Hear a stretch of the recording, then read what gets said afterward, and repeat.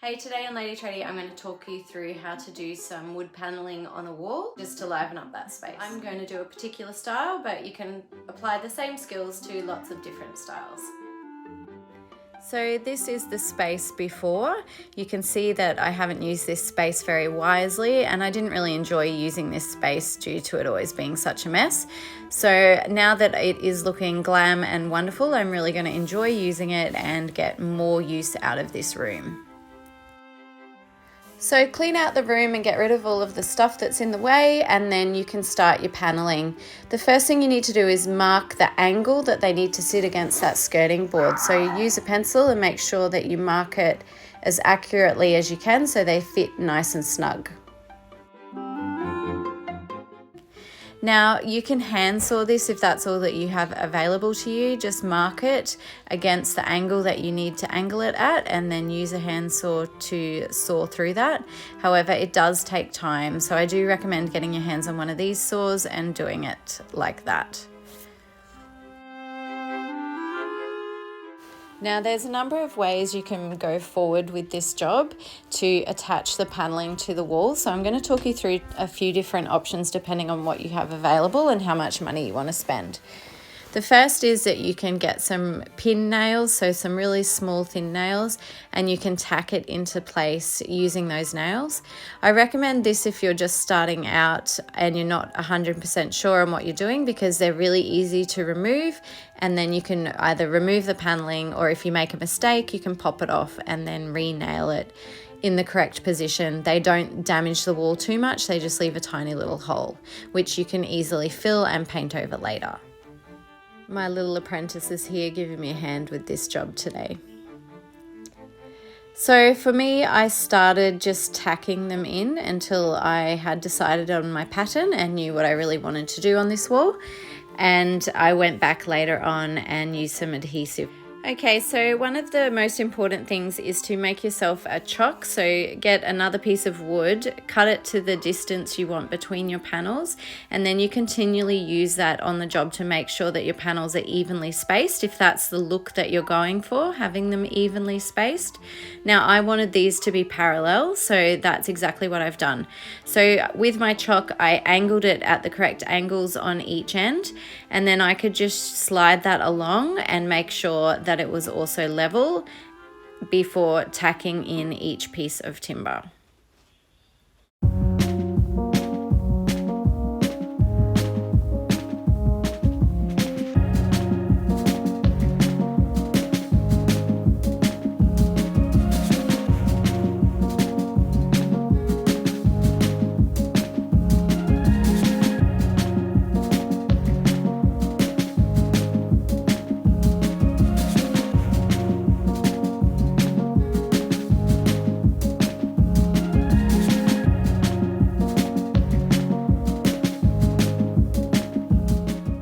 Now there are going to be areas where you need to join two pieces of wood.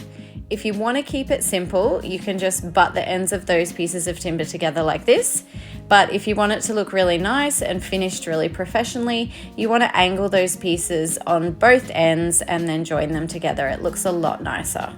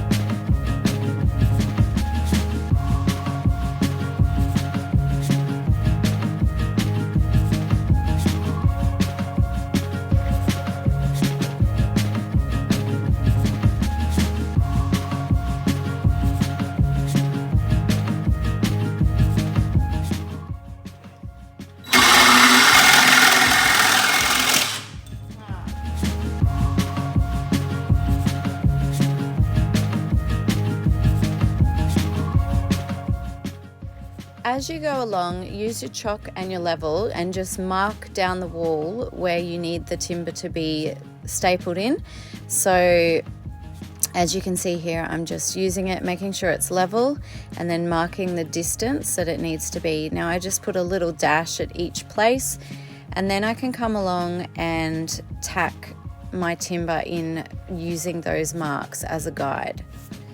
It just makes it easier if you're doing this alone. You don't need somebody to be passing you things and holding the timber for you as you go.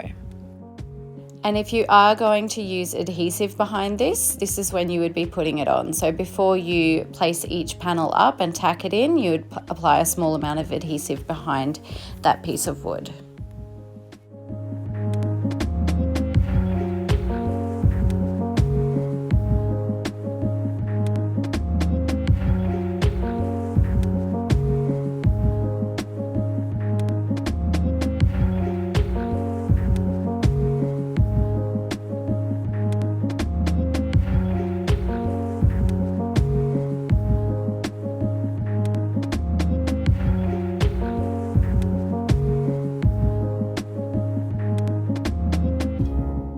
Now in this top corner here, I'm mixing it up a little and going to put some pieces perpendicular angle with the original parallel lines. Now a few things have changed in order for me to do this. So here's some key points if you choose to do this style. In each of those triangular corners which are formed at the bottom, you want to make sure you use something square there to make sure that they are perfect right angles with your original parallel lines. That way they look really crisp and tidy.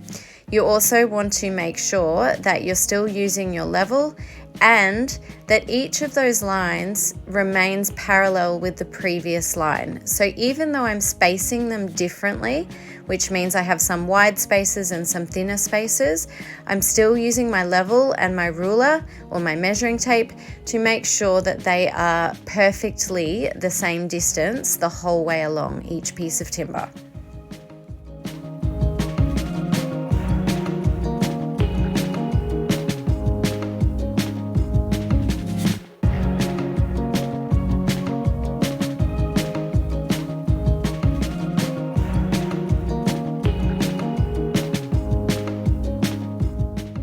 The next step is to caulk against each piece of timber. So you want to run this along each piece of timber like you would if you were siliconing, and it connects the timber to the wall and gives it a nice smooth finish.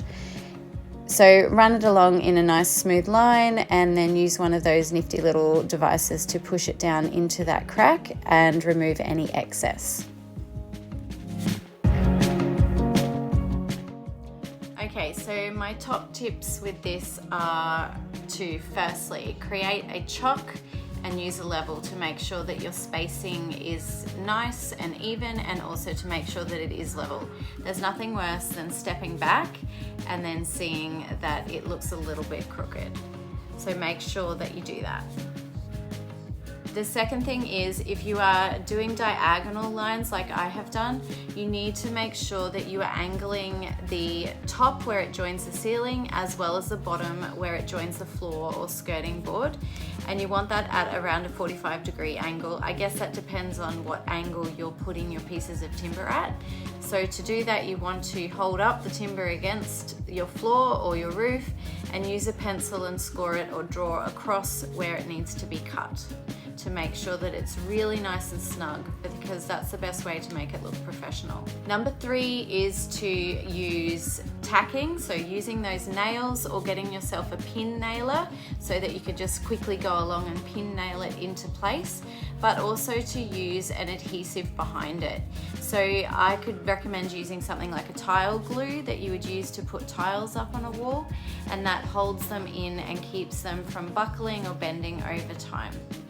Now, if it's something that's not going to be permanently there, don't use glue, because when you remove it, you're also going to be removing the paint and some of the plasterboard along with that.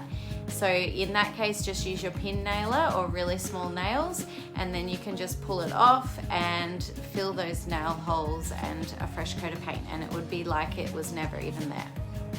The fourth thing is to caulk it. So along each of those pieces of timber, you want to come in like I have done and run that caulking along the top and underside of that. It gives it a really nice smooth finish, then it doesn't look like it's just pieces of wood nailed to a wall. It looks like they're part of the wall. It also makes it better if you're painting over the top. So if that's your final stage and you want to have it all the one color, or perhaps a different wall color to the timber batting, you really want to still caulk it so that there's no gaps forming in between the wall and the timber. It looks really professional and well finished when you do that step.